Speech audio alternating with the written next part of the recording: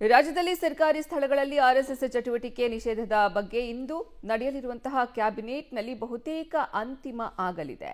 ಈ ಬಗ್ಗೆ ಈಗಾಗಲೇ ಪರಿಶೀಲನೆಗೆ ಸೂಚಿಸಿರುವಂತಹ ಸಿಎಂ ಸಿದ್ದರಾಮಯ್ಯ ತಮಿಳುನಾಡು ಮಾದರಿ ಕ್ರಮ ತೆಗೆದುಕೊಳ್ಳುವಂತಹ ಸಾಧ್ಯತೆ ಇದೆ. ಈ ಬಗ್ಗೆ ಒಂದು ಡೀಟೇಲ್ಸ್ ಇದೆ, ನೋಡೋಣ. ರಾಜ್ಯದಲ್ಲಿ ಆರ್ಎಸ್ಎಸ್ ಚಟುವಟಿಕೆ ನಿಷೇಧವಾಗುತ್ತಾ?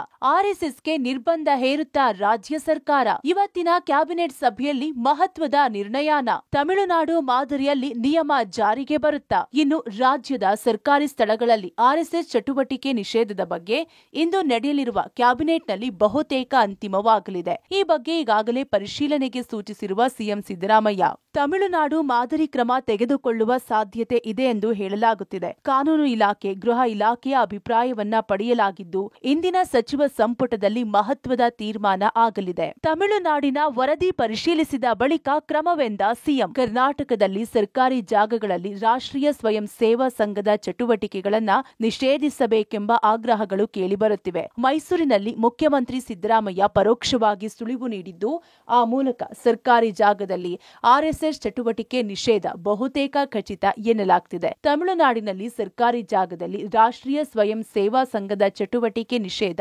ಮಾಡಲಾಗಿದೆ. ತಮಿಳುನಾಡಿನಂತೆ ಕರ್ನಾಟಕದಲ್ಲಿ ಜಾರಿ ಮಾಡಿ ಎಂದು ಹೇಳಿದ್ದಾರೆ. ತಮಿಳುನಾಡಿನಿಂದ ಆ ಆದೇಶದ ವರದಿಯನ್ನ ತರಿಸಿಕೊಳ್ಳುತ್ತಿದ್ದೇವೆ. ಈ ಬಗ್ಗೆ ಗಮನಿಸುವಂತೆ ಸರ್ಕಾರದ ಮುಖ್ಯ ಕಾರ್ಯದರ್ಶಿಗೆ ಹೇಳಿದ್ದೇನೆ ಎಂದರು. Not only RSS, any organisation school ಜಾಗದಲ್ಲಿ, ಸಾರ್ವಜನಿಕ ಜಾಗದಲ್ಲಿ, ಪಾರ್ಕ್ಗಳಲ್ಲಿ ಬೇರೆಯವ್ರಿಗೆ ತೊಂದರೆ ಕೊಟ್ಟು ಮಾಡಬಾರದು ಅಂತ ಹೇಳಿದೀವಿ ಅಂತ ಅದನ್ನ ತಮಿಳುನಾಡಿನವರು ಮಾಡಿದ್ದಾರೆ. ತಮಿಳುನಾಡಿನದು ಏನ್ ಮಾಡಿದ್ದಾರೆ ಅಂತ ತರಿಸ್ತಾ ಇದ್ದೀನಿ. ಆರ್ಎಸ್ಎಸ್ ಬ್ಯಾನ್ ಅನ್ನೋದು ಮೂರ್ಖತನದ ಪರಮಾವಧಿ. ಆರ್ಎಸ್ಎಸ್ ಮುಟ್ಟುವ ಯೋಗ್ಯತೆಯೂ ಇವರಿಗಿಲ್ಲ. ಆರ್ಎಸ್ಎಸ್ ಬ್ಯಾನ್ ಅನ್ನೋದು ಮೂರ್ಖತನದ ಪರಮಾವಧಿ.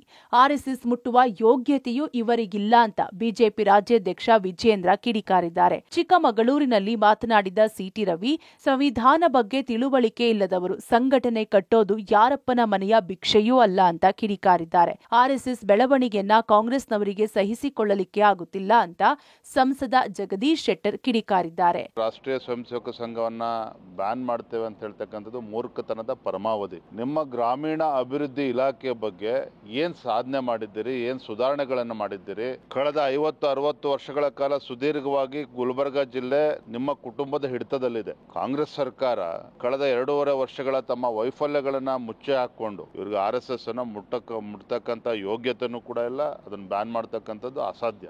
ಸಂವಿಧಾನದ ಬಗ್ಗೆ ತಿಳುವಳಿಕೆ ಇಲ್ಲದೆ ಇರೋರು ಅಂತವೆಲ್ಲ ಹಿಂಗ್ ಮಾತಾಡ್ತವೆ. ಯಾರಪ್ಪನ ಮನೆ ಭಿಕ್ಷೆ ಅಲ್ಲ ಸಂಘಟನೆ ಕಟ್ಟಬೇಕು ಅನ್ನೋದು. ಸಂಘಟನೆ ಕಟ್ಟುವಂತ ಅವಕಾಶವನ್ನ ಆರ್ಟಿಕಲ್ 19 ಕೊಡುತ್ತೆ. ಅದು ಸಂವಿಧಾನ ಕೊಟ್ಟಿರೋದು. ಸಂವಿಧಾನದ ಬಗ್ಗೆ ತಿಳುವಳಿಕೆ ಇಲ್ಲದೆ ಇರುವಂತ ಅಜ್ಞಾನಿಗಳು ಸಂಘಟನೆಯನ್ನ ನಿಷೇಧ ಮಾಡಬೇಕು, ಸಂಘಟನೆ ಮಾಡೋದೇ ತಪ್ಪು ಅಂತ ಹೇಳ್ತಾರೆ. ಆರ್ಎಸ್ಎಸ್ ಆ ಗರಡಿಯಿಂದ ಪಳಿಗೆ ಬಂದಿದ್ದರಿಂದ ಇವತ್ತು ನಮಗೆ ನಾಯಕತ್ವ ಸಿಕ್ತು. ಇವತ್ತೇನು ರಾಜಕೀಯವಾಗಿ ಬಿಜೆಪಿ ವಿರುದ್ಧ ಹೋರಾಟ ಮಾಡಲಿ, ಆದರೆ ಇವತ್ತು ರಾಜಕೀಯವಾಗಿ ಆರ್ಎಸ್ಎಸ್ ವಿರುದ್ಧ ಯಾಕೆ ಹೋರಾಟ ಮಾಡ್ತಾರೆ ನಂಗೆ ಅರ್ಥನಾಗ್ತಾ ಇಲ್ಲ. ಆರ್ಎಸ್ಎಸ್ ಬೆಳವಣಿಗೆ ದೊಡ್ಡ ಪ್ರಮಾಣದಲ್ಲಿ ಆಗ್ತದೆ ಇಡೀ ದೇಶದಲ್ಲಿ, ಇಡೀ ಜಗತ್ತಿನಲ್ಲಿ. ಅದನ್ನು ತಡ್ಕೊಳ್ಳಿಕ್ಕೆ ಕಾಂಗ್ರೆಸ್ ಅವರು ಆಗ್ತಾ ಇಲ್ಲ. ಒಟ್ಟಾರೆ ಸರ್ಕಾರಿ ಸ್ಥಳಗಳಲ್ಲಿ ಆರ್ಎಸ್ಎಸ್ ಚಟುವಟಿಕೆಗಳನ್ನು ನಿಷೇಧಿಸಬೇಕೆಂದು ಗಂಭೀರವಾಗಿ ಪರಿಗಣಿಸಿರುವ ಸರ್ಕಾರ ಇಂದಿನ ಸಚಿವ ಸಂಪುಟ ಸಭೆಯಲ್ಲಿ ಯಾವ ನಿರ್ಧಾರ ತೆಗೆದುಕೊಳ್ಳುತ್ತೆ ಎಂಬುದನ್ನು ಕಾದು ನೋಡಬೇಕಿದೆ. News desk, public TV.